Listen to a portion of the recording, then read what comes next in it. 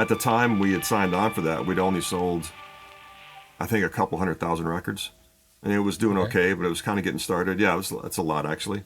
Took a while to get there, but that's where we met Sharon and the guys and Sabbath and Ozzy, and I don't remember the exact lineup, but it was towards the end. It was we were on, and then Pantera, and then Ozzy. People in the back made sure they held their lighters up so you could see their middle finger. Yeah. We were just in the way. I mean, it's hard opening up for Sabbath or like Metallica or. So also Bill Ward was on that, the original Black Sabbath lineup. Did you kind of get to hang out with the Black Sabbath guys as a band? Yeah, I talked to Bill several times. I was a little nervous being around them, honestly, because they were, clearly heroes of mine and us. And you didn't have hair back then. Now you have hair, though. Yeah. I always shaved it back then. I just found it much easier to deal with. Kind of became your trademark kind of thing, I guess. To like. Oh yeah. Well, it wasn't because I was losing my hair. I just. Did you get to meet Dwayne Johnson or something well, like this? we did, yeah, because we filmed a video for it. I was joking at the time, like, you needed to, if you're going to tour with Pantera, you almost had to get a stunt liver to come in to work for the entire tour, because you're going to be wrecked. My clients, like, first off, when I first see them, so I'm kind of doing it all day, which is great. I mean, my posture when I played was very hunched over, and that's just sort of what I felt, but it took a long time to kind of straighten myself back up. Then it was about, I never did a lot of really quick footwork. Yeah, right. I found that sitting lower was harder for me. Well, it was like trying to play a rock. The action on it is really bad. Right. Teemu Selänne. All right. Of course. But of course, right. Jerry Curry, if you pronounce it in English. Yes, right.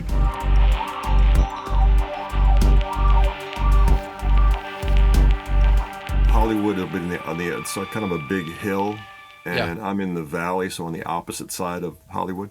Yeah, was actually those Godsmack guys? Were they something like Boston or something like this, or did I? Yes, yeah, Boston. That's the Northeast, yeah. Okay, and you were living somewhere near there, or how was that? Oh no, well Sully was a drummer originally, and his band was opening up for my band at the time. Okay. We were touring together. That's how we met. At the time, I don't remember. I might have been living in either Houston in Texas or maybe out here. Okay. But our two bands were touring, and we started talking about everything under the sun, drums, and we just kept in touch after our band split. Right. And he got in touch with me one day, several months after that, and said he was putting something together and he was going to sing. Yeah. And that was in '95 that this started. Right. Okay. But then, like when they started, then wasn't Sully still playing the drums, for example, on the first album, or was that so? Yeah. So we formed in '95. I moved out there. They were already living there, and then the guitar player and I at the time, maybe, I don't know, 9 months after we kind of started the project, we both left, and I went back out here to Los Angeles. We were just a bar band, only had a few gigs under our belt at that point. So I came back out here. They continued on, got another drummer, Joe, and in the meantime of them, over the next year or so, year and a half, Sully tracked the drums for the first record. And then they were replacing Joe at like a year and a half later, and they had come out here to do a showcase show with some guys that I was playing with, so we kind of reconnected. And they said, why don't you come back? So I went back out, and at that point the first record had already been recorded, and they had kind of amassed a pretty good following in that part of the country, in the Northeast. So when that first record came out in '98, it was just essentially just kind of a remixed record that they had already done, and were doing pretty well on locally. So we picked up, and I moved out in middle of '98, and then we were signed, and the first record came out towards the end of October, I think, in '98. Right. Yeah, and I guess the Finnish show with the Black Sabbath was, It was end of '99 in December. So do you remember something like so? In '98, you kind of re-released or like actually released the album, and then it kind of like started getting traction. But then, how was then that thing led to that Black Sabbath warm up thing? Well, and it was slow going at first. It took a while. So between October of '98 and I think shortly towards the end of the year, we had signed on to do OzzFest here in '99, which is a summer tour. And at the time we had signed on for that, we'd only sold, I think, a couple 100,000 records. And it was doing okay, but it was kind of getting started. Yeah, it's a lot, actually. Took a while to get there. And then on that tour, in the summer, the next summer on that tour, the record went gold and platinum in that 10 weeks because of all the, the attention that the OzzFest would, give us. Right. We were playing at like 3:30 in the afternoon, right after System of a Down. I think they were on first in the main pavilion part, and it was broad daylight, not too many people there, and Slipknot was over on the second stage, just tearing it up. Nice. It was a good tour. Yeah, good tour. Was that like so it was like a festival kind of tour, and it was like many shows? Oh yeah, it was a touring festival. Okay. So for like 10 weeks, 8 to 10 weeks, traveled around the country. There were 2 stages, and there were probably, I don't know, like 8 or 9 bands on each stage going throughout the day. Okay. And then I think that ran usually like 3 to 4 days a week maybe, and then on off days we might pick up a show, like a local bar show or club show that was near the area, just to keep working. Okay. And we did that in '99 and also 2000. All right. Okay. But that's where we met Sharon and the guys and Sabbath and Ozzy, and they took us over to Europe. Exactly. Yeah. Which band, they were pretty nice. So you were saying like on those, was it pretty much the same? You said like it was like 2 years even going on. Was it different bills? Some bands changed, or was it pretty much similar bands? Yeah. And I can't remember I think in '99 it was Sabbath, because we were over there with Sabbath, and then 2000 it was just Ozzy. Oh, right. Okay. So he had a like the solo stuff. Right. I think I'm trying to remember the other. I know System played before us. Who else was on that year? The first year, God, I can't remember. Second year. Yeah. When was the System of a Down's like hit? Was it the Toxicity, or is that even the album's name? But was it like were they also like quite upcoming band still at that point, or were they already like established there? Oh yeah, well they were kind of new, and they're from out here in LA, and I think since they played right before us, I want to say they might have been the first band on the main pavilion stage, which again during the day is kind of there's nobody really in the seats. Everybody's back on the lawn, and that's where all the energy was. But they were sort of brand new, because I think their first record came out right around the same time ours did, like 97, 98, something like that. Incubus was on that run, I believe. And then the next year we had so in a year the record had done really well. So I don't remember the exact lineup, but it was towards the end. It was we were on, and then Pantera, and then Ozzy. Right. So both of those tours were great. Yeah, I can imagine, and I guess like when it's like that many shows, you quite get to know each of those bands. All the bands were kind of like it's a lot of fun. A lot of fun. Same kind of wagon. Yeah. Must have been really cool. Yeah. Do you have any recollections of that? So it was in the '99. Around December when you came with Sabbath, and that's when I saw you playing there as well. Do you have any recollections of that show in Finland? Oh my gosh, that show in particular, no.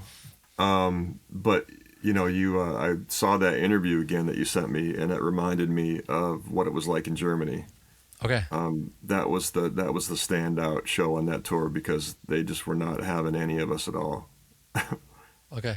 They were just flipping us off the whole time. Really? Yeah. Wow.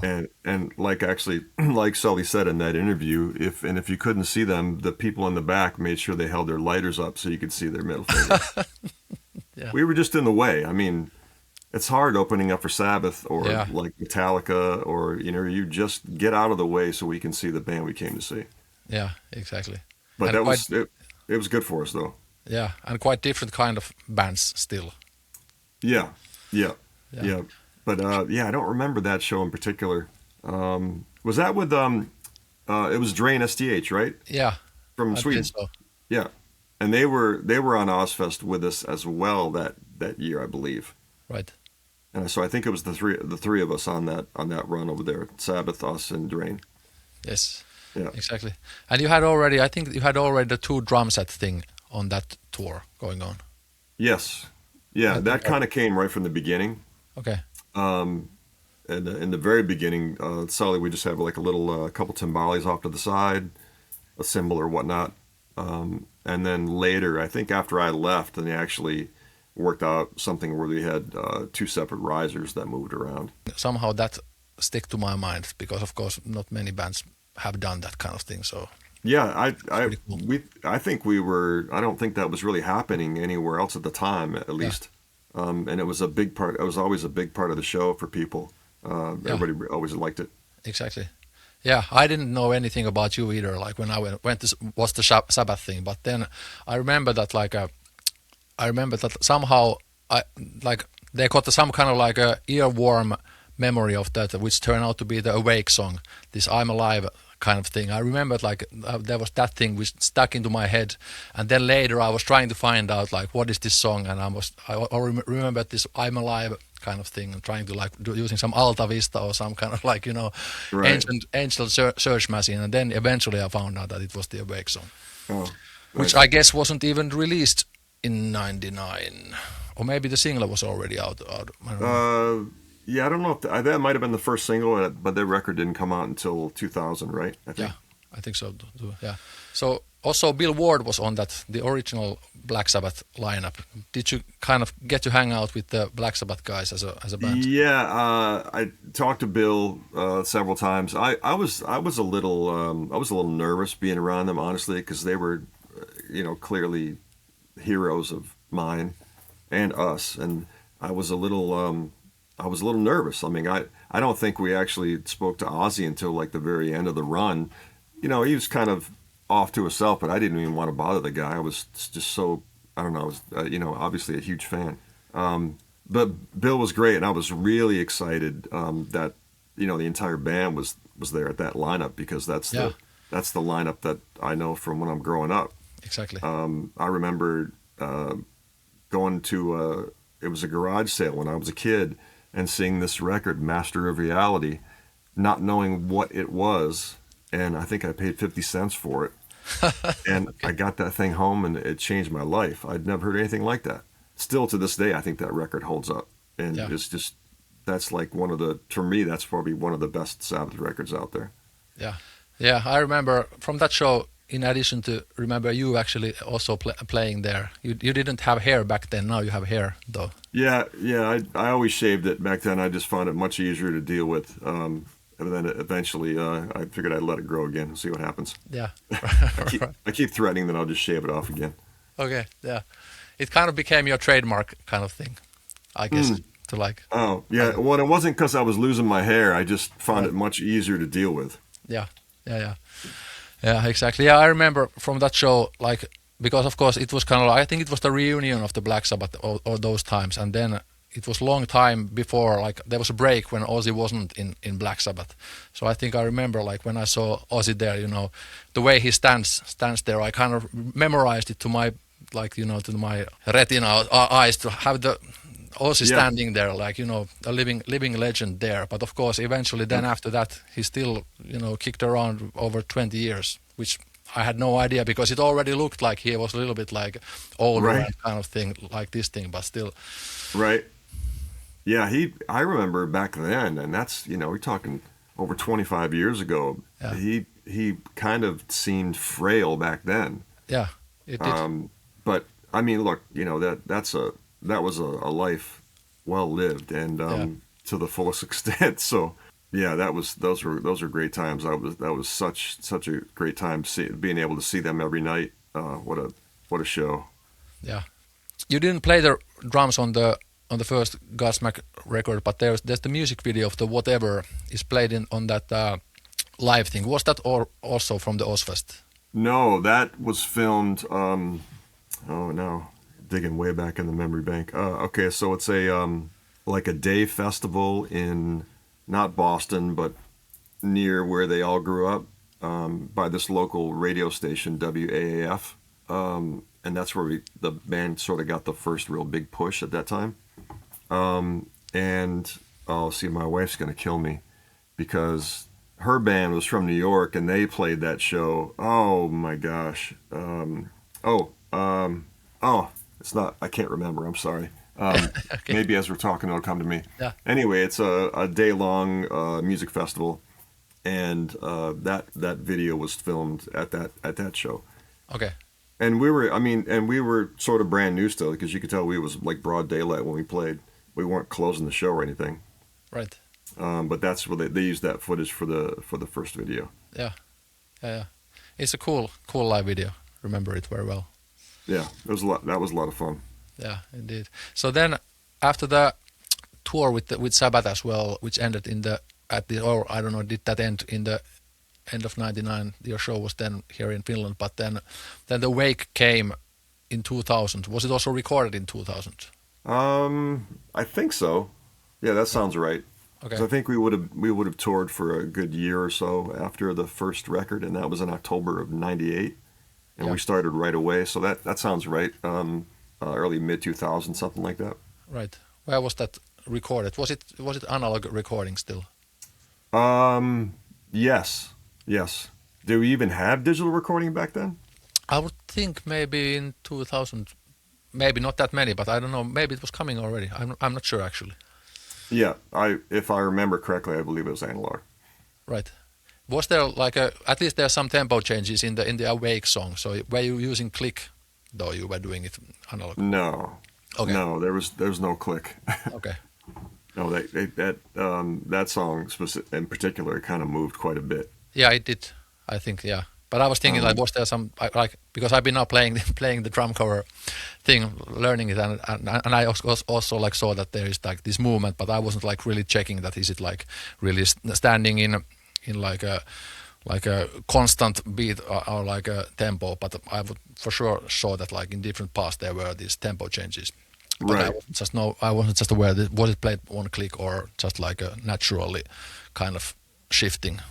Yeah, no, just the band playing together, no click. Right. Yeah. Did you also record it this old school way that there was also bass recorded at the same time?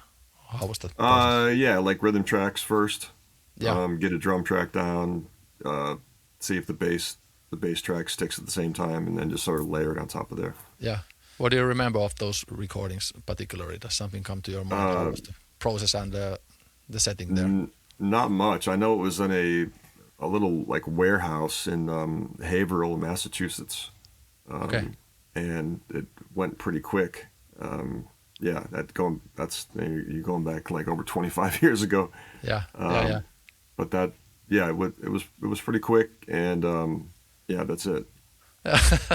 Right. And then was then you still played on that. I guess it was like a standout, like a separately recorded single of the "I Stand Alone" song. Right, because that ended up on Faceless, I believe, right? Maybe so, yeah. On the third record, yeah.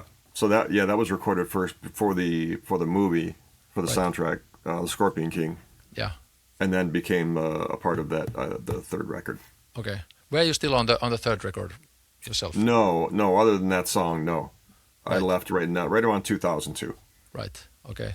Did you get to were there some collaboration other than the song was just picked for that song? Was there some other a collaboration with the actual movie thing? Did you get to meet Dwayne Johnson or something like Well, this? we did, yeah, because we filmed a video for it, and Right.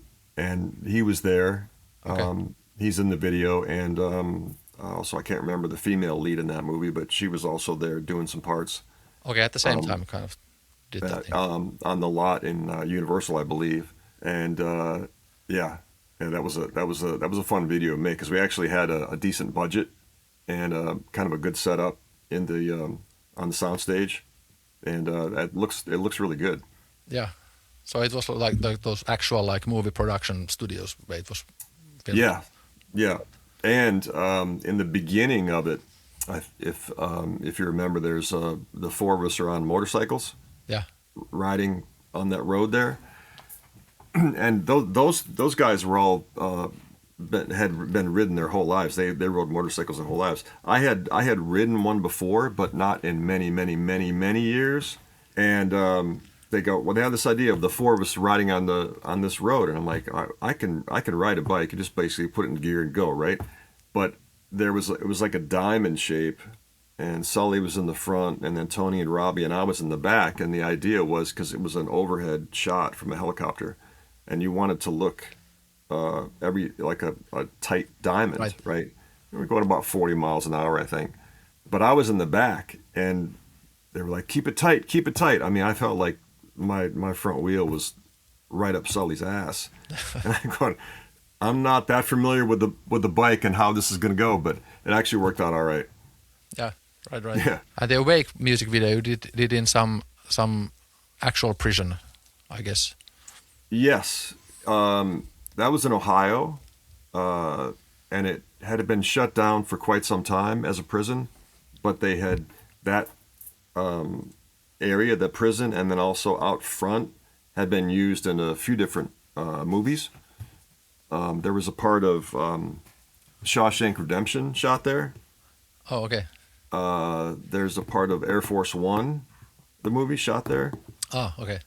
And Godsmack, right? Yeah, of course. Yeah. Yeah, that was fun. Yeah.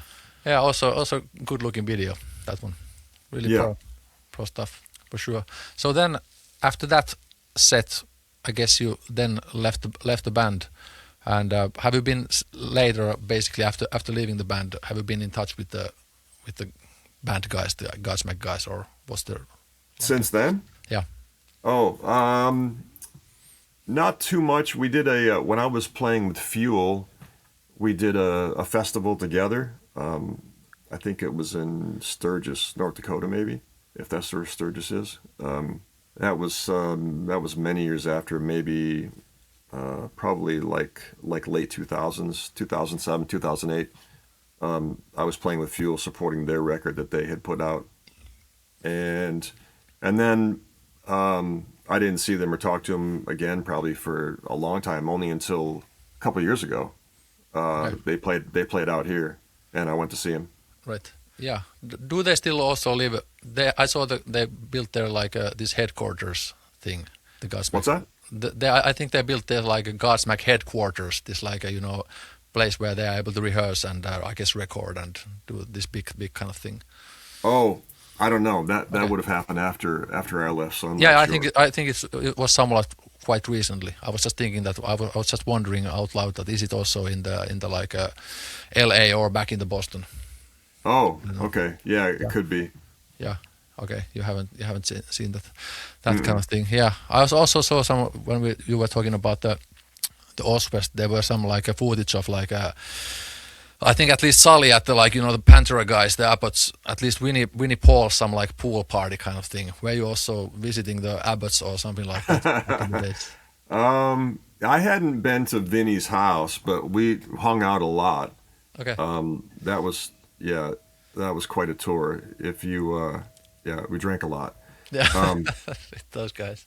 And at the time, I remember, I think Vinny, I don't know if his brother was involved in it, but I think Vinny was part owner in a strip club. Yeah. As you're not from Texas, maybe it doesn't land, but that's not uncommon for like Texas and Florida at that time to have a strip club. Yeah. So we were there frequently, which was no fun at all, clearly. But I had never been to his house. I know there was footage of the Stanley Cup when Dallas won it, like Right. being thrown in his pool, I think. Yeah. Yeah. I think so. Yeah. But I think I heard that he had a Crown Royal shaped pool, Okay. Yeah. their drink of choice Right. Yeah. at the time. Exactly. Those guys were great, a lot of fun, and really great people. Yeah. Yeah. True professionals in music and partying, I guess. Absolutely, Yeah. Yeah, I guess like no, I don't know. Is there like a no when you were out with those guys? That I don't know. Does the no like count when you are drinking with those guys back in the day? Yeah, you just I was joking at the time, like you needed to, if you're gonna tour with Pantera, you almost had to, you had to get a stunt liver to come in to Right. work Yeah. for the entire tour because you're gonna be wrecked by the time you were done. Exactly. But good times. Yeah. Yeah. So then, what was then the next move after you left the Godsmack? And of course, if you want to mention like what was then the like a driver or decision to leave that, and what was then the next step for you? So I heard about this new band that was starting out called Low Pro, Yeah.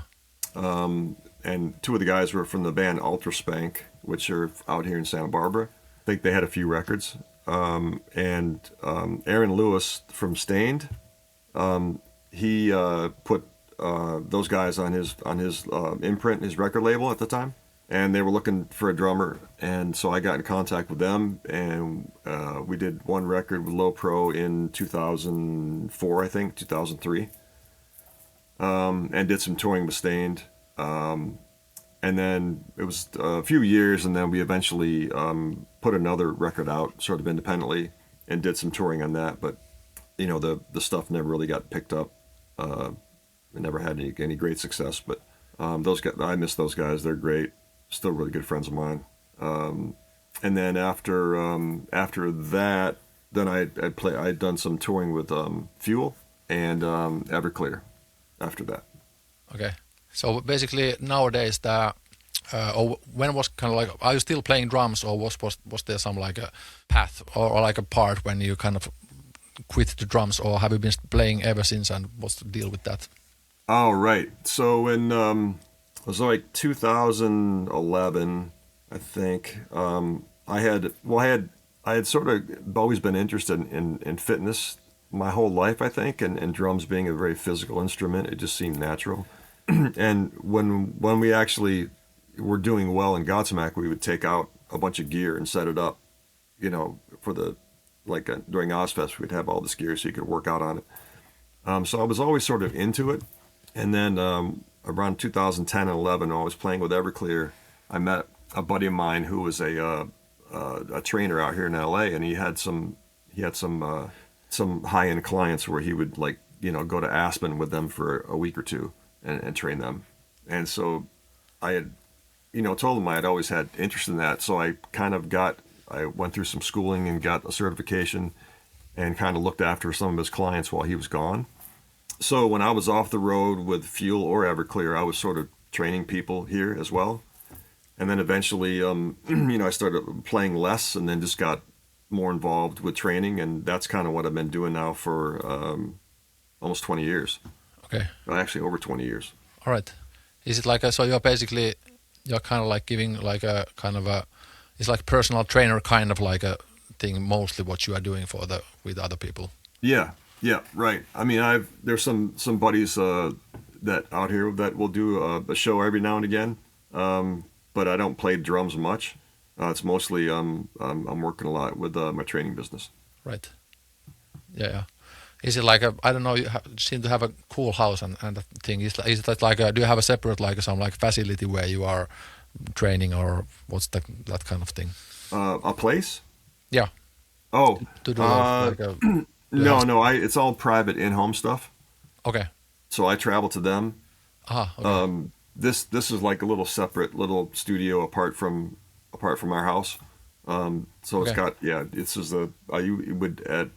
when I first started, I would actually train in here as well, but it kind of got taken over and became like a cooler vibe spot.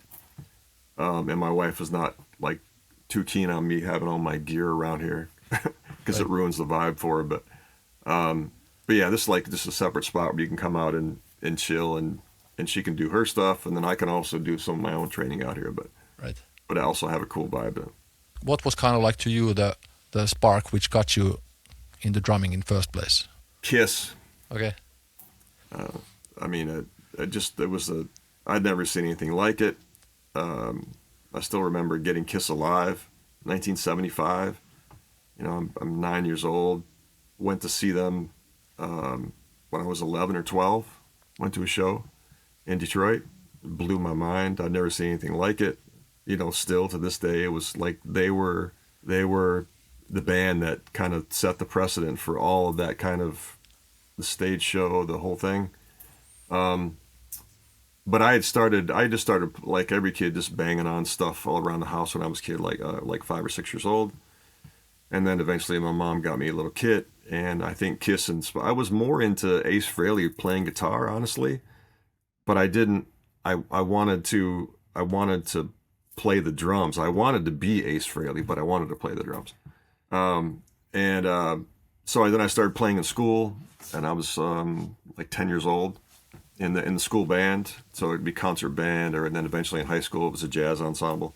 And that was kind of Kiss was like the catalyst, really. I just saw that and go, I just want. I don't know what that is, but I want to do that.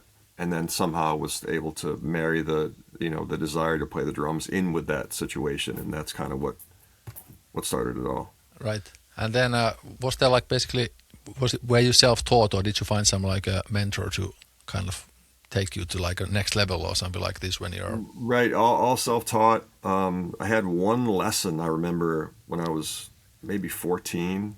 There was a guy in town, and he was really good, and I was 13, 14 years old, and I just knew, oh, this guy's really good. And I remember I had one lesson with him, and I asked him to teach me how to play Limelight by Rush. Okay. And he's like, yeah, maybe you should stick with some other basics first before you start playing a Rush song. So that was the only lesson I had from him, because I was clearly stubborn and wanted to do things my own way.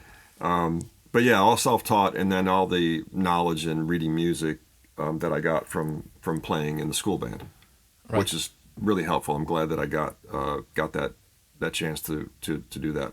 Yeah. So you didn't go like to any like these like a music, what was the music, MIT Music Institute of Technology, or like a Berkeley's or anything like that? No, I did not. My education in music was, as soon as I graduated, I started playing clubs. Right. That was my education there.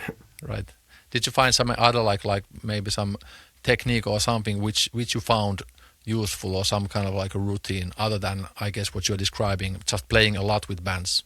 No, it's pretty much it. I mean, as soon as even before I graduated, I was playing clubs with some guys in the neighborhood, and that kind of just kept going. And then as a result, I would, you do a show with this person and meet this person. That led to this gig, and then that led to this gig, and then just snowballed from there. I moved away from Michigan when I was 24 and joined a project there, and did that for a while. And then, like I said, through as a course of that, I met somebody else, and then moved to Atlanta, always chasing, some band, something. Yeah, I mean, it's a very sort of certainly, coming up as a very relationship sort of based existence and business. You had to be out there, get your name out there, and make relationships with people. That's how you heard about things. Exactly. Yeah. So. What about then when you were in Godsmack and those times, maybe in LA, maybe in Boston, I guess, was there like a lot of like a kind of like a scene kind of things, which was part of your life as well? Yeah, but Boston, the situation out in New England was cool, because the states are smaller, so you could run here to Vermont and play. You could go over here to Rhode Island and play down all over Massachusetts and New Hampshire. So you had like a big sort of radius of different clubs in different states to play in, and so that was kind of how sort of Godsmack was sort of born out of, was that sort of northeastern vibe with all the at the time it was an active rock radio scene that pushed that kind of music. So you could hit a lot of places in all the different states, and there definitely was, within that sort of group and that genre, there were definitely clubs here and there that were part of a scene that everybody liked to go to. Right. Yeah. I guess in States, I don't know, has it been often so that, but like, or maybe Finland is kind of like a bit like a separate thing. It's getting a little bit like quieter, but we've been having like these separate like metal bars a lot here, not just like like venues, but I guess in United States and maybe elsewhere as well, it's more like based on those actual just live shows, and then that's kind of like the scene. There always needs to be a show, not that much of like this club thing, I guess. Right. It seemed like that was that way at the time, and I haven't been a part of that scene, if there is one anymore, for a long time. Yeah. But that's what was going on then, for sure. Okay. Yeah. Yeah, it was a lot of fun, and there was always something happening, and you could see all kinds of bands almost every night of the week, and yeah, it was a good time. Yeah, you talked about this the functional body movement, like, and you've been doing that thing for like what 20 years or so. Like, do you have yourself certain kind of like routines which you do for yourself, or what you could recommend, for example, for me if I want to keep in shape, with drums and stuff like this? I do myself. I can say that much, that I try to do every day like this, like to kind of like keep my like mobility of my like joints and this kind of thing. Or I try to do like some push-ups and what is this term? This like these like lunges, forward lunges with feet, this kind of thing, and a little bit like activating, like like rotating arms and things like this. This is a little bit what I'm trying to now of my like when I'm getting also older, trying to kind of like start my day with that kind of thing. Just like it takes maybe 5 minutes or something like this. Beautiful. No, it's great. And you said it right from the beginning. Mobility is the key. Yeah. Right. So as we age, certainly you want to keep your joints fluid. Exactly. Because once that starts to, when you start moving less, then everything starts to go downhill. So certainly and being a drummer, you want to have that mobility in your shoulders and your hips. Right. Right. Exactly. So that's exactly right. I'm always doing sort of mobility joint work with my clients, like first off when I first see them. So I'm kind of doing it all day, which is great. I mean, my posture when I played was very hunched over, and that's just sort of what I felt. But it took a long time to kind of straighten myself back up. And fortunately, knock on wood, I don't have any lower back problems. And I know a lot of guys, a lot of drummers that for long careers have a lot of lower back problems, and I don't wish that on anybody. I hope they can figure out how to help themselves, because that type of movement that you do behind the kit can definitely take a toll after 2, 3, 4 decades. Exactly. Yeah. I guess you sat quite low in the thing, and like when you were playing the drums. Yeah. It was maybe like, I don't know, did you have like 90 degrees, maybe even less than 90 degrees, like angle of the knees or something like this? That's probably about 90. Yeah. There were times, I think, when I felt comfortable a little lower than 90. Yeah. But then it was about, I never did a lot of really quick footwork. Yeah. Right. I found that sitting lower was harder for me. Right. So if I needed to do a lot of stuff with 2 feet, that I wasn't able to access that speed. Right. And I mean, I listen to some of the guys now. It's crazy. I don't know It's how fast they're playing. I mean, I know that having triggers is helping, but still. Yeah. You need to be able to still play. The trigger just like, signals what you actually played there. So. Well, yeah, and watching like the beaters are barely coming off the heads, right? It's just so fast. Yeah. Like I never really got into that or really had that ability, but I definitely respect it. Yeah. Yeah, I'm currently in that rabbit hole of figuring the ankle technique to hopefully access the like 200 beats per minute 16th notes. Things. So like 4-foot heel, like the rocking thing? No, I guess that's like a heel toe technique, like double hits kind of thing. Yes. Yeah. Okay. I haven't gotten into that at the moment. Like most of my life so far, and I have never been also like super fast bass drum player. I've been always like also from my bands mostly been at the mid tempo ranges kind of thing, which is kind of like this hybrid technique, I guess, from the leg. So it's like involves like a full leg and also a little bit of angle, and so it's like a mix of that thing. So this is maybe from up to like 170 beats per minute, 16 notes. So 140 to 170, that's the mid-range, and I also kind of lost that as well. And I've been also struggling and working a lot, figuring out what's the like current like a right seat height and like distances of like the pedals and those things. And at the moment I'm really like because since I built this drum studio here to my yard, I'm able to like really focus on practicing every day, like really meticulously. Cool. So now I'm trying to like still hope that during this year I'm able to unlock the fast speeds, like up to 200 beats per minute, 16 notes. But that requires at least, because I have never been like a fast runner, for example. So I know kind of that I'm not able to do it with like full leg movement. So I need to unlock the ankle technique, which kind of requires isolating muscles from the like a full leg motion.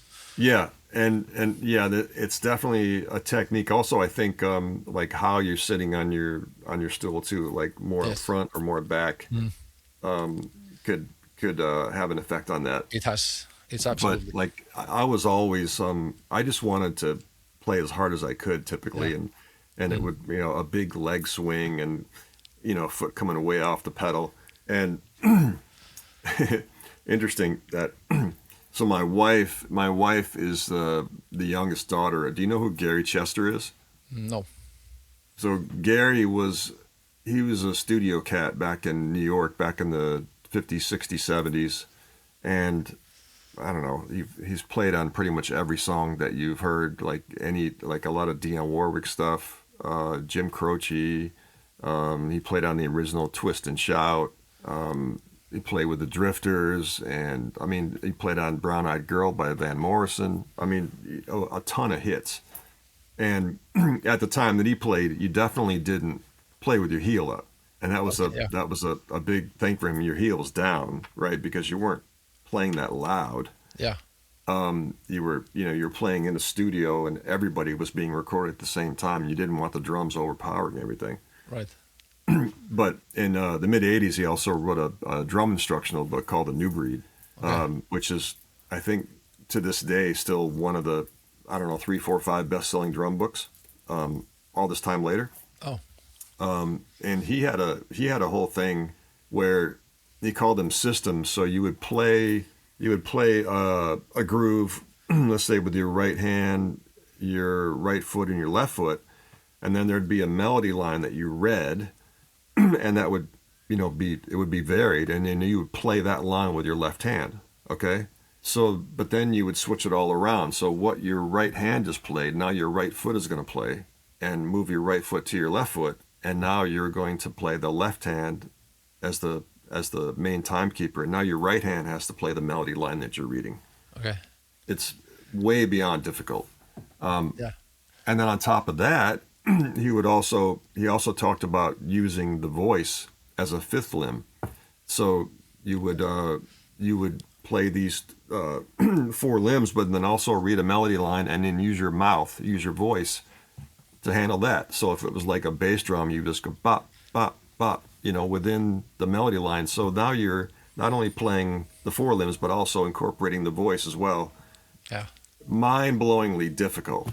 I mean, if you get a chance, look up The New Breed and check it out. It's pretty incredible, and definitely will teach you major independence. Right. Yeah. Because every limb has to do what every other limb is doing at any given time in that set. He also didn't believe in crossing over. The kit was sort of a mirror image of itself, and I'd never heard anybody doing that back then, like in the early, mid 80s. Right. Where you would have a hat over here on your right, also one on your left. Right. Kind of like Mike Mangini. Right, exactly.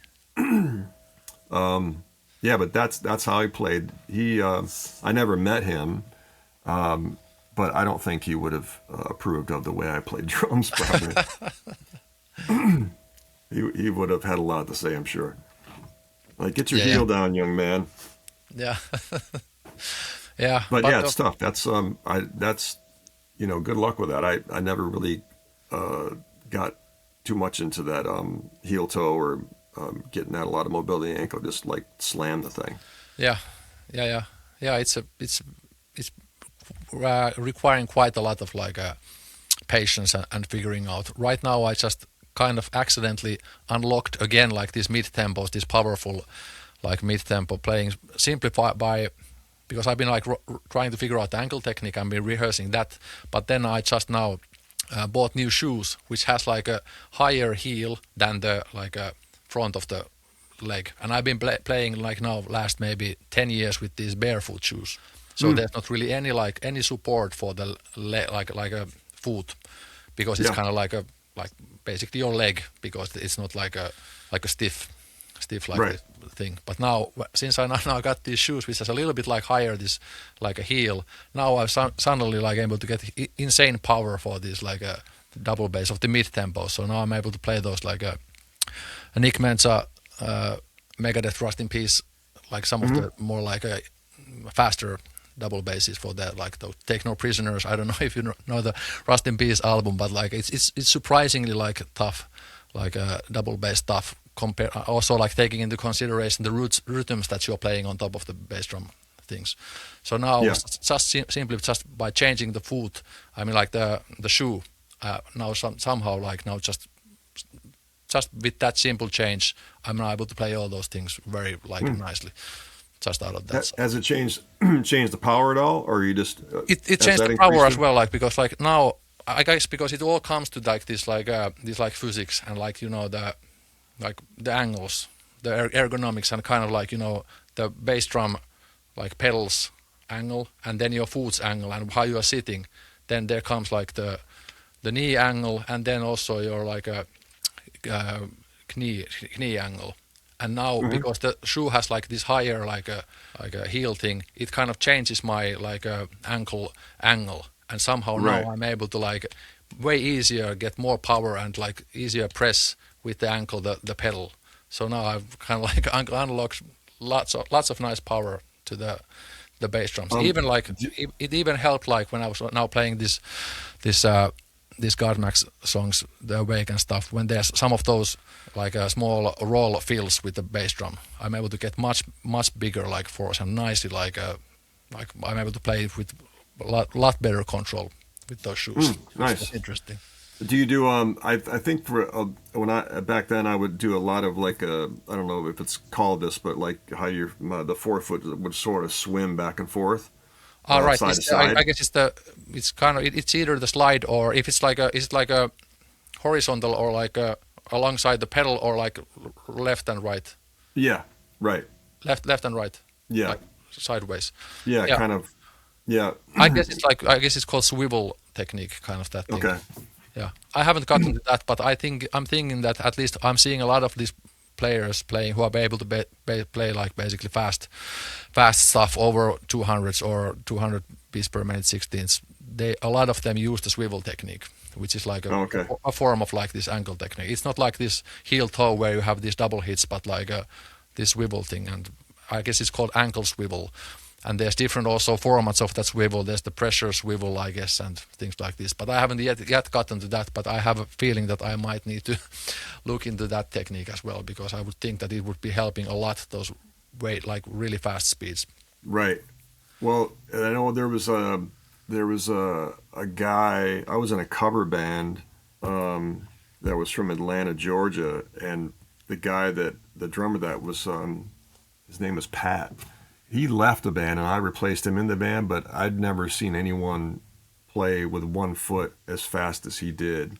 And he was playing on a ghost pedal. I don't know if you remember the ghost pedals. No.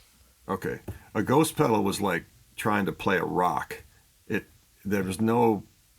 action on it is really bad, right? So if you imagine a Speed King at the time, that was like the quickest pedal that there was, but the ghost pedal was like literally trying to get a rock to move. It was so stiff. But this cat, I'd never seen anything like it. That was all that swivel stuff, but he would play 16th notes like da da da da da da da da da da da da da da da 1 foot, and he would do it for I don't know, for 16, 32 bars, like consistent. It sounded just like someone playing double bass. I've never seen anyone up until that time, and I don't think since, play that quickly, other than just with 1 foot.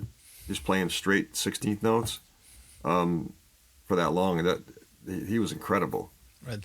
The guy there was a band called Y&T out here in the mid 80s. So a guy named Leonard Hayes played the drums.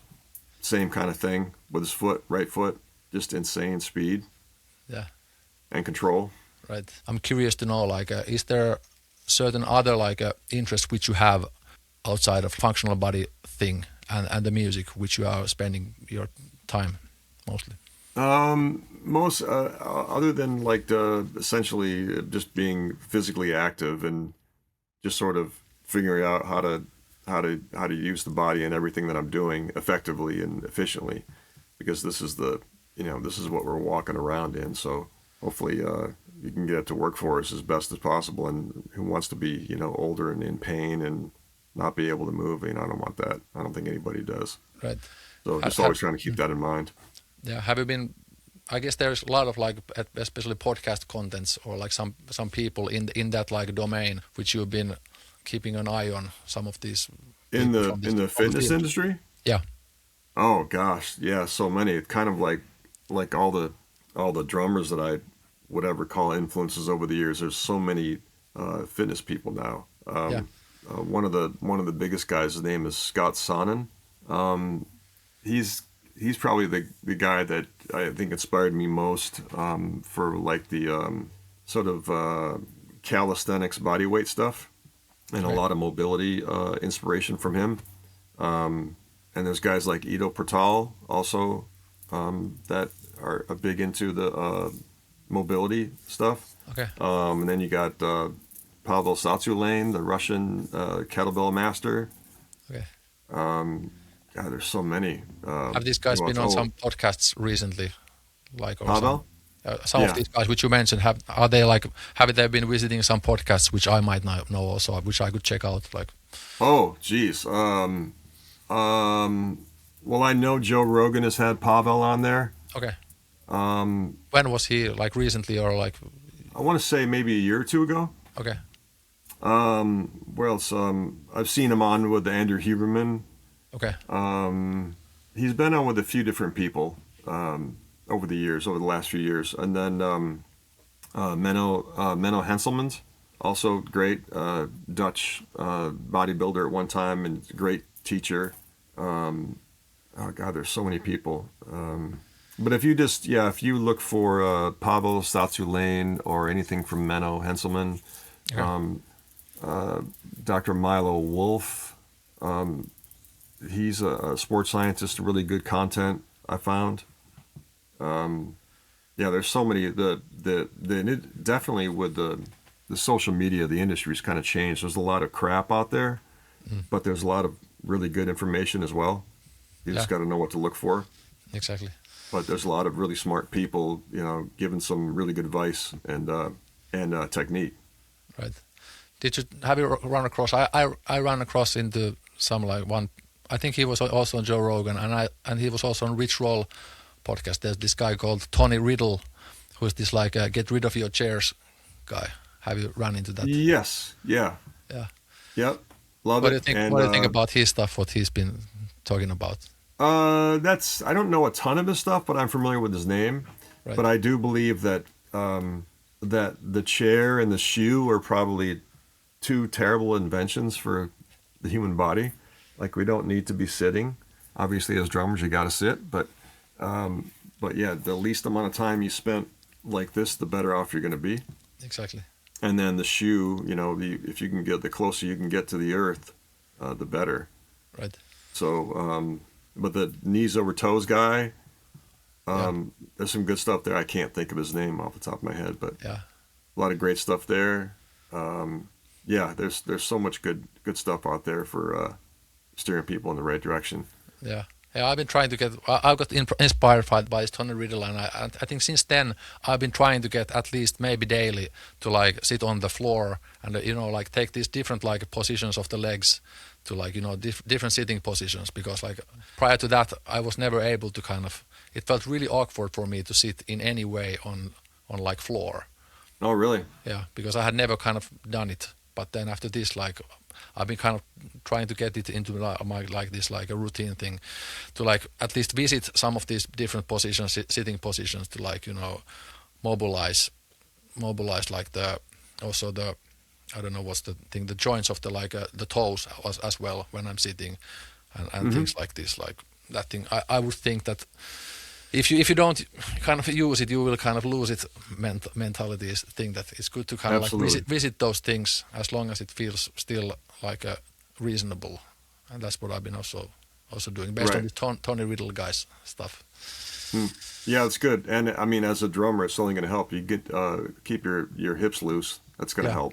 Yeah, exactly. And then even down, like you said, with your ankle and your toes, it'll be a big help. Yeah, and I think from that, trying to like be able to get up from the floor without using hands. So like kind of like that kind of should be at least some kind of like benchmark. You should be able to kind of do that. At least it would be really healthy to kind of get to that goal. Yeah. Yeah. Yeah, there's a lot of connections between that and grip strength in general, to a lot of all-cause mortality. Right. Yeah, exactly. And there's a lot of connections there. So yeah, stay mobile and keep your grip up. Yeah, exactly. How long have you been doing the podcast? I've been now doing it for I think first one was, it was still COVID time, so I think first one was in 2020 or 2021, so now 5 years. Oh, okay, cool. Yeah, one guy who lived also in LA was the Bruce Dickinson's drummer back in the day. Oh, I think I saw a clip of that one, right? Yeah, he lived in the Hollywood, in the Valley, in LA as well. Oh, okay. In the Valley or in Hollywood? In I think in the is it not the same? Or is it like? No, in the Valley is like I said, like across over the hill from where Hollywood is. But okay. I'm not sure exactly. It's close. Actually, when I went to Colombia, on the plane flight back, Bruce sat right across the thing from me. Okay. Oh. I saw him walk in, and I'm like, oh man, big fan. I mean, you know, because I was a Maiden fan growing up too. Right. But what did you think about these solo albums? Have you been listening to them when they came? Different. You know, I think I guess prefer the Maiden stuff, but I'm glad that and he just did a record recently, right? Yeah, with a different lineup now. There was this Roy Z guy who was part of the original, like a Bruce Dickinson band, which was also this David Ingraham. They were the part of the main band, and also the Roy Z was always like the main songwriter for that. But now I think they now released one album and did some touring as well. But now this David wasn't there anymore, their drummer, and also now this Roy Z left also the band, and I think they also like they had some fight or something, so they are not in terms, I guess, anymore. So now Bruce is recording a new album with these new guys who basically he hired or something like this. But it's in recording now at the moment, and again a new album. Well, because I remember, I think maybe one album he was referring to, the Balls to Picasso. Yeah. Is that Now that was back in that was quite a while ago, that right? Was 95, yeah. And that was a good record, definitely different than Maiden, but I'm glad that he was out there doing his own thing too. Yeah. It's a really good album, and then after that there came this one like an experimental thing with the lineup called Skunkworks. I also had their bassist. He also visited because he was in Finland. He came to my place when we did a podcast with him, Chris Dale. And then that Skunkwork was left away, and then again they put together this like original Dickinson or the main Dickinson band, and also Adrian Smith joined them for those two albums, The Accident of Birth and Chemical Wedding, which are really great metal albums. Still today, especially the Chemical Wedding is really stood the test of time. Really good stuff. And Maiden's going back out this year or next year, right? Are they going to be over there? Sorry, here I'm not sure. I don't know. Have they announced the dates? I guess there was some break now still with Dickinson solo shows. I think now and then next year. I guess, as you say, Maiden is doing some more shows. Yeah, they're going to be here. I think I want to say it towards the end of the year. Okay. Yeah, I think it was going to be this year, not next year. But right. I mean, but I don't even know who's playing drums. Yeah. Who's playing drums? Yeah, Nico McBrain is not anymore playing those. I don't remember the guy's name. He was some like Steve Harris's other band's drummer, who then now joined Okay. the band. I haven't seen them with that drummer. And then is it? I don't even know. Not sure the line, but still Adrian. Yeah, Playing guitar? everybody else is basically still on board. Right. Wow. Yeah. Wow. Yeah. I went to see. God, I was just a kid. I went to see. It was Iron Maiden opened the show. 38 Special and Rainbow. Okay. I don't even know if you're familiar with those bands at all. Rainbow, I'm familiar, of course. Okay. Yeah. 38 Special. That I just don't a know. pop sort of. Some may have called them like a southern rock band, but that was on the Number of the Beast tour, and they were completely like a fish out of water for that lineup because Iron Maiden, Rainbow, 38 Special. It was a weird lineup, but I just remember watching them go, holy cow, like they just blew the doors off the place as the first act on that bill, and I was aware of them because I liked Killers, the record, and I think Number of the Beast record was just sort of out, and it was like, wow, these guys, they were so good live. Yeah. And I think Clive was still playing drums then too. Yeah, I think so. Yeah. Great drummer. Yeah. That Run to the Hills groove, Yeah. still like, I don't know how that sounds so. It sounds so smooth, but also incredibly fast. You know what I mean? Yeah. Like the hat groove Yeah. there on that. I wonder if is there a drums only track of that out there somewhere? I would think there must be somewhere, but yeah, but they are not easy songs to play. No, my God, so fast, but it just sounds so smooth. Yeah. Him moving from the hat to the snare, and then all that fills around there. Great stuff. They were so good to see. Yeah. Back in the day. And of course, a great replacement they got for the Burr, yeah, in like in terms of Nico McBrain. Oh, yeah. Awesome groove guy. Yeah. And then, this first record was not Power Slave. It was the Peace of Mind, I think. Peace of Mind, right? With the Trooper Yeah, and those songs, right? And what was it? Which one was that? Because it starts with this drum fill, this like yeah. What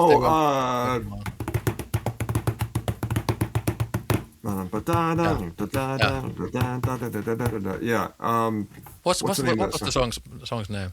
Oh shit! I think I just saw a YouTube thing of him talking about that Yeah. song and demonstrating. Is that Where Eagles Dare? I think so. Yeah. Yeah. Okay. Yeah. That's a classic Yeah. fucking feel. Yeah. That record is. That was. I think. I actually really liked Killers. Was probably my favorite Maiden record. Okay. The Number of the Beast, but Peace of Mind may actually be better than Number of the Beast. I think that. And after like Power Slave, I kind of lost a little bit. I was kind of getting weird territory. Okay. And I was interested in other bands, I guess. Right. But what a career, and what a man! It's so much great stuff, right? Yeah, and so long career. I remember seeing them. I think last time I saw them in maybe 2011. They played in here in Finland in a festival where was also Alice in Chains with this new vocalist back in the day. Okay. And there was like this huge like a storm which came, which is like almost like a, I don't know, is it maybe not really a hurricane, but like really like this big trombi, I think it's trombi or something like this, the term of it, where it was like also one person died because like the tent was flying and like somebody died there as well. And then the show got like postponed to like maybe it started at 1 a.m. or something like this. And I was like, of course, drinking the whole time there, waiting for that thing. And after that huge rain and everything, and it was in the dark. I remember being so happy when seeing that, and it was like already, and still like 2011. I think after that I haven't seen them, but still then they were doing such a great shows and like also awesome set list and just so enjoyable live performances. Right. Yeah, they've never skimped on the live show, right? Yeah. And I think not the least because the Nico McBrain is such a great drummer. Like he kind of like he's such a great groove foundation, and also he's like this spirit, like this little bit Yeah. like wacky kind of guy there Yeah. behind that insane looking kit as well. Such a legendary stuff. Yeah. Yeah. Yeah. I guess he has also some like grill place. He has some Nico McBrain's own like a barbecue bar or something, and he plays Oh, sometimes really? shows there as well. Oh, I hadn't heard that. I've seen him play some Black Sabbath stuff. I think was it War Pigs or something like with huge like awesome groove there. Like just so fun. It's on YouTube. You should check it out. It's such a like a enjoyable watch. Yeah. Some friends of mine, I think, I'm going to be out of town, but some friends of mine are going to go to that show, I think, when they're here later this year. Yeah. I have no idea how it's now with the new drummer, but maybe likely it works, but of course it's not maybe exactly the same anymore without Nico McBrain. So Right. I know. Yeah. You get so used to seeing the people that you grew up with and know. And yeah. I'm typically reluctant to see bands like from my childhood because I kind of want to remember them the way I remember them. And Yeah. like I don't want to see them in their sort of new form. I'll still appreciate them and listen to them, but I kind of need to have that vision of what I remember when I was growing up. Right. But sometimes they can surprise you, like Black Sabbath, which you was awesome, and I was also expecting them maybe never see them, like ever. But then they played, Yeah, and then of course played many times after that as well. But sometimes it's a positive surprise. yeah, that's true. Alrighty, I think we need to start stopping. There's actually I'm a big NHL fan. Like I'm Pittsburgh Penguins guy. I don't know. Do you watch? Are you? Do you watch hockey? But like I'm a Red Wings fan, being from Michigan. right. Oh, that was a great rivalry in like 2008 and 2009, the finals with Penguins and Detroit. Yep. Amazing, and I think that win, the 2009 we got over you, that payback when Marian Hossa went to Detroit in order to have a better chance to win the cup, and then Penguins won the cup. That was the that was the ultimate win. I think like that's one of the things that nothing will ever beat that win for me in any sports. That because I watched all those games. Like I was like here, like they play at night. I woke up to watch every game, through those seasons, and then we got this ultimate fight. I mean, win. It was maybe 6 a.m. when we got it, and then we started partying it. We didn't sleep. Kept on going, like had sauna on, beers and like grilling until the morning, and then it continued the whole summer, and it was like insane stuff. But oh man, that was great. So how did you become a Pittsburgh fan then? Man, that's a funny story. Like in '92, Pittsburgh was against Blackhawks in the finals, and like my brother, who's 2 years older, and his friend, they were rooting for Blackhawks. So the other team happened to be Pittsburgh. So I had to pick the other team, and it happened to be Pittsburgh. And then they won that thing, and then I became big Mario Lemieux fan. Okay. And I was also like a big like sports guy in those like early years, and like playing this like a whatever yard hockey and like floorball and stuff like this. And I'm became a big like Mario Lemieux fan and Pittsburgh fan. And then came to continue the long story, then came the EA Sports hockey games, the computer games. And on PC, there was the NHL 95 on PC. And we became big fans of that game and played it all over like seasons and seasons. And I was always, of course, playing with Penguins. And then there was this, in the intermissions, you could see those like arenas in the breaks in the game. Mm-hmm. And then I said that, I remember saying that one day I will go watch at least one game in that arena, which was the Mellon Arena, the Civic Arena, which is now then also demolished. And then years go on. Then we of course won the Stanley Cup against your team in 2009. And then the next year, which was the last year when the Civic Arena was still on before it was demolished, we went with my friend, traveled there, flew to watch a game. Oh, really? Actually 2 games there and 1 game in Washington to put this into action, this like a promise which I made that I would go with 1 game. So because that was the last chance to be able to see it, because after that it's gone forever. Yeah. So wow. So that's was it 92? Was that the first? Did they go back to back then? That was the first of the 2 years? That was the second one, the 92. The second one, okay. 91 was with against the North Stars. Right. So yeah, that was a good time to get in and be a Pittsburgh fan, man, because they were firing on all cylinders for Yeah, sure. yeah. It's funny, like Great. how things can escalate of these small kinds of things, you know, like just that it happened to be the Pittsburgh, and my brother and his friend That happened. could have been anybody, right? You Yeah, just were rooting against them. yeah, exactly. And then this kind of Wow. escalated. Now I like visited that, and I've watched these games, and like it's crazy. Wow. So who's probably the most famous Finnish player then?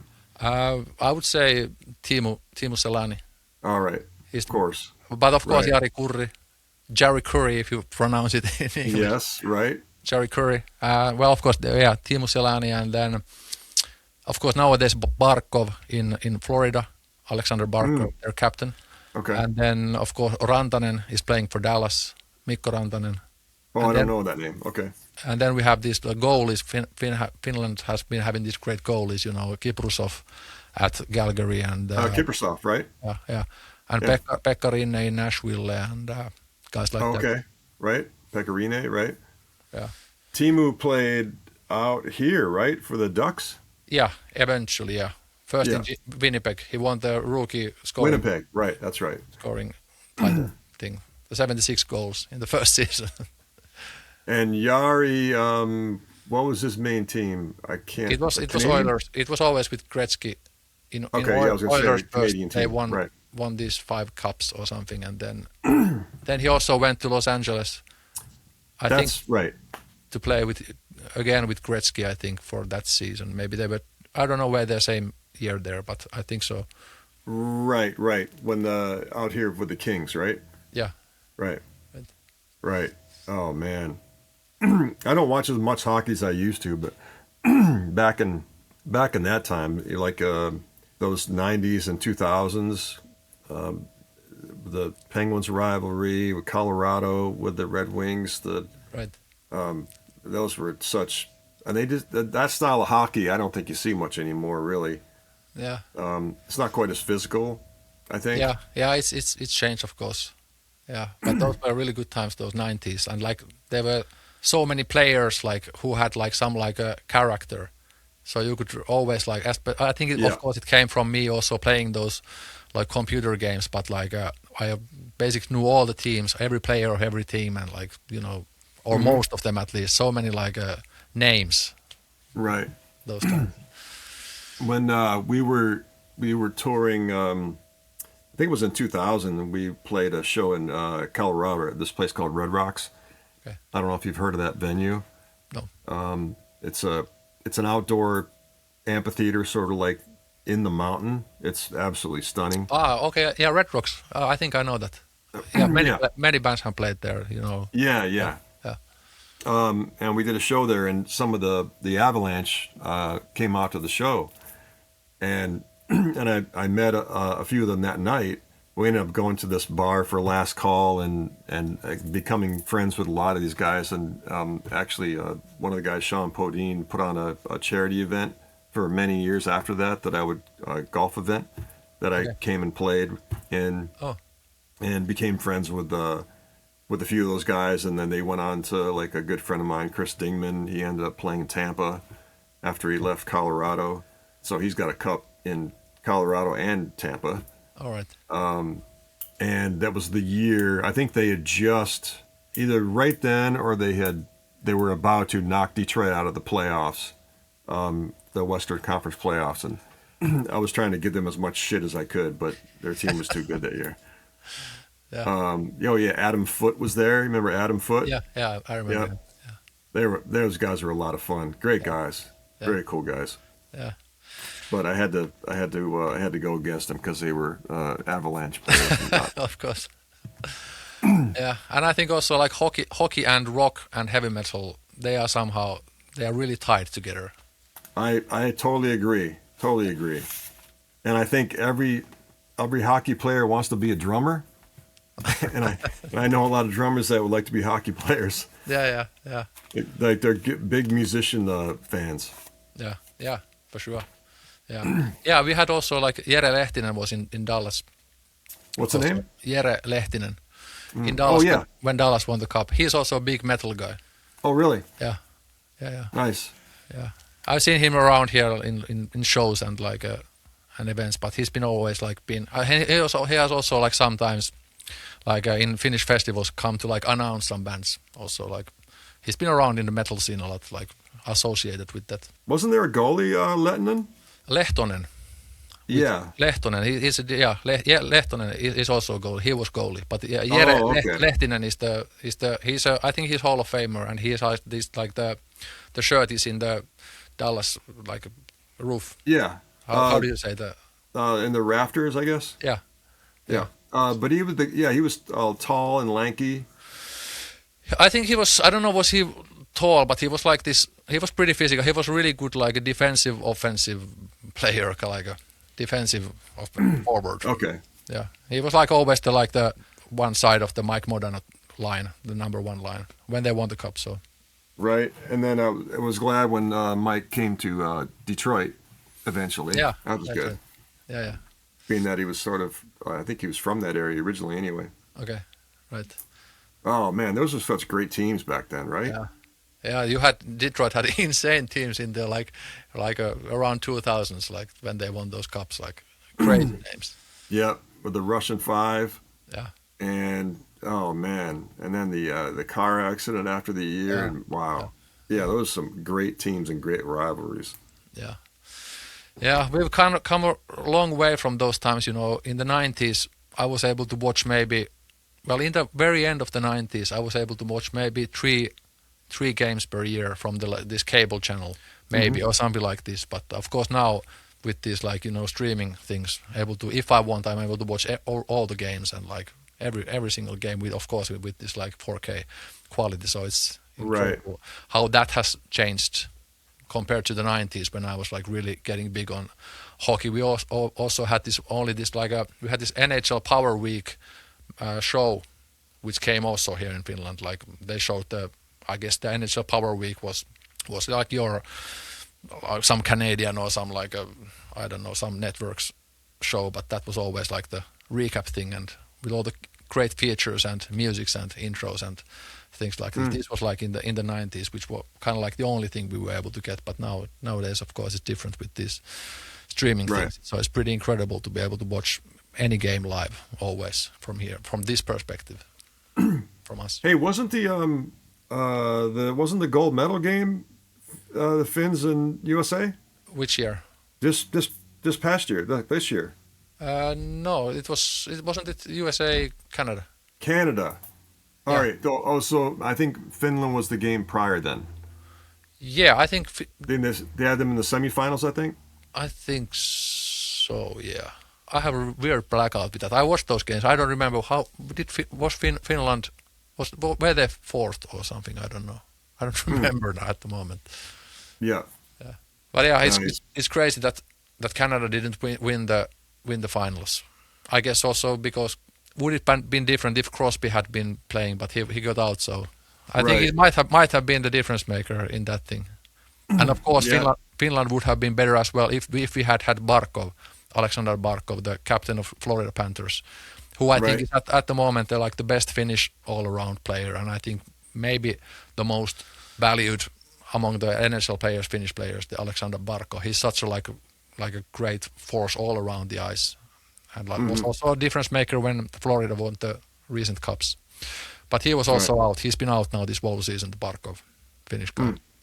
So those championship tournaments are always like these things, like so little games, so little amount of games, and then you might have some like a key player out, and it's complete difference than what it could be. Yeah. But that's why also I've liked like music in sense that there is not like winners or losers. It's only like kind of like if you're thinking about consuming music, it's always there. You don't like lose it. But when you're like a really like dedicated fan of like one team, of course, at least I'm like I cannot have multiple teams. I need to have one team, and I'm with that to the end. Even if they lose every game, there's always the one team. And like when you have that, then it's like most of the seasons it ends up in disappointment because you don't win that often. Right. In that sense, music is better than sports because everybody is kind of winner because you have always the music. It's always there. Yeah, well, and then you figure out if you're like just a fan or you're just a fan of your team when they win too. If Yeah, you're well, some of you're those, but I'm always like, I cannot. And of course, then the win, when once the win happens, then it's so much sweeter because you stood by with them in all the good and the bad. right, right, That's the difference maker. Yeah, yeah, and there are a lot of teams and a lot of sports out here that struggle for years and years and years. I mean, yeah, decades, and it's futile, and yeah, a lot of franchises that people have to go through that exactly. that heartbreak every single year. Yeah, yeah, that Well, is, that's our football team in Detroit, kind of like that. Just just the years of futility over and over and over again. But okay, thank goodness Detroit's got the Red Wings, so right. Yeah, yeah. keep the city up. So how it's been like now? Now, are you still somewhat involved in any way, either like in terms of like playing drums or music, or have you basically completely kind of shifted away from that, or how do you think about in general like that kind of like your kind of previous career, Hmm. like and also nowadays, how do you look at those times and like the way you are living right now? It got in some ways it's almost like a different life Yeah, because I guess I'm been really focused a lot for like I said 20 years on this, and it's not like I mean I have a little kit that sometimes I'll set up and play, but if it's not right there in front of me, I'm not thinking about it. And other than hooking up with some buddies of mine here in LA and rehearsing or playing a gig every now and again, it's not something that occupies my headspace, right. which kind of seems bizarre to me because that's all I ever thought about when I was growing up, and then of course while I was doing it.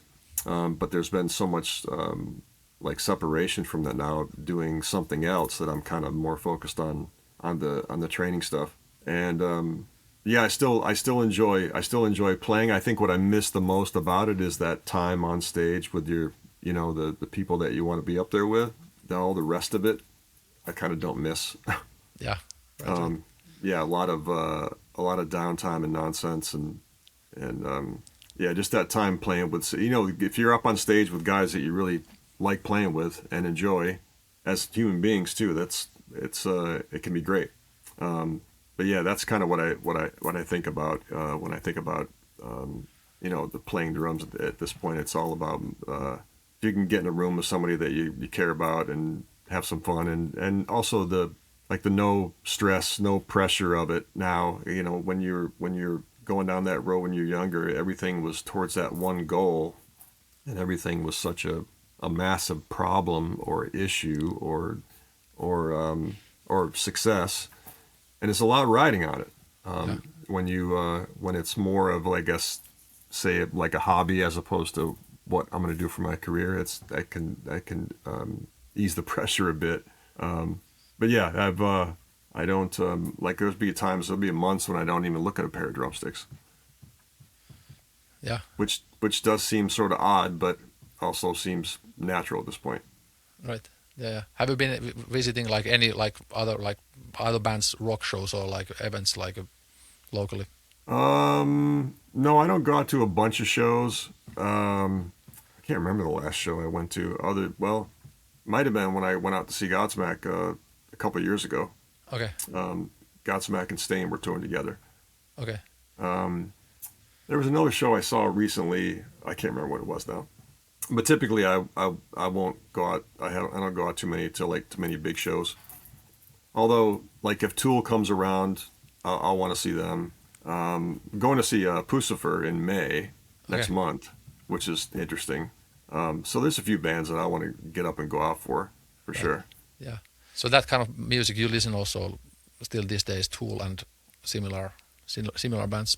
Yeah, but all kinds of stuff. I mean, there's still that sort of rock uh, bones in me, but there's all kinds of stuff that I listen to.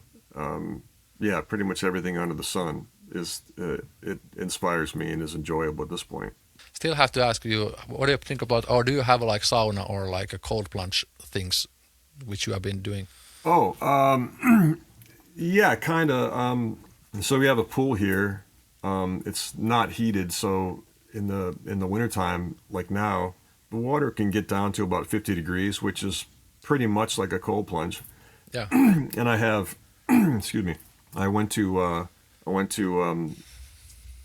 Colombia a couple years ago and did some sort of spiritual medicine, Oh.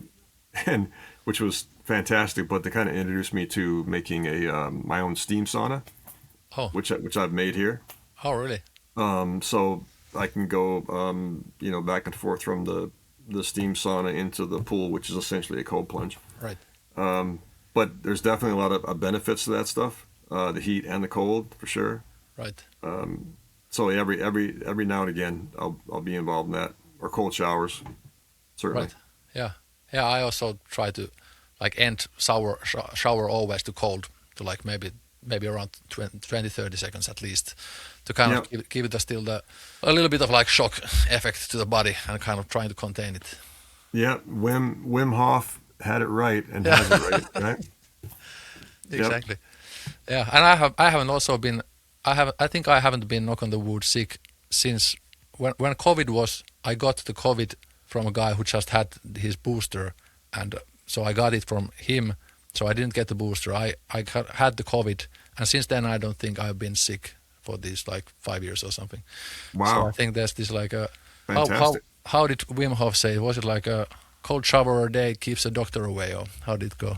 So Right. Yeah. No, and there's real science behind that too, for sure. Exactly. Not so much as far as helping build muscle, but certainly keeping your immune system fortified and helping with that. Yeah, absolutely. Yeah, I guess it kind of keeps your bodies like this. It's kind of like getting used to treating with these like shocks instead of like being comfort all the time. And then when some like danger comes, then it's not able to take it. Maybe there is that wisdom in it. Still have to ask about the steam sauna. What kind of steam sauna is that? And you built it yourself? Yeah. So it's just like an enclosure. You can use anything. A tarp is a little pop-out tent essentially. Okay. I have a burner with a propane tank. Okay. And then just like a rice cooker essentially, like a glorified rice cooker, and usually you put some sort of herbs in there. So it could be like basil is really nice, or like some lavender or lemon in the water. Okay. And it just the propane tank burns on the burner. Get a hose that goes right to the enclosure that you're in, and it probably gets like right about 100 degrees. 100 degrees in is it the Fahrenheit or Celsius or it's Fahrenheit. Fahrenheit, right? Right. Yeah. Right. Okay. And 100% humidity, and it's just a little thing you walk into and sit down. And I'll usually do, I think, in Colombia we would do 3 rounds, 10 minutes each. Right. That felt way hotter than what I'm able to do here, but yeah, so I'll do like 10 minutes in there, maybe go sit in the pool. That's around 50 degrees or so for, I don't know, a minute or two. Yeah. And then maybe do that cycle 2 or 3 times. Yes, exactly. It's invigorating. Yeah, that's exactly that. And I, like you, I don't think it's been that long since I've been sick, but it's probably been at least a couple years, 2 or 3 years. Yeah, exactly. So maybe we're doing something right. Right? Something. Yeah. Well, whatever. So we'll keep doing it anyway. So you have this website where you have this functional. What is functional body movement? Functional body movement. Yes. It's it's kind of what I guess called my business. Yeah. But it's just a term that I like to think of as, you want to essentially like train your body for life, like whatever you just do in your life, train your body for that. If you're an athlete, then you should train for that athletic thing that you're about to do. Otherwise, train like, you don't want to get old and like immobile. Train so you should be able to bend down and pick up your kid, or go over to this thing and move this out of the way, or pull this thing down from a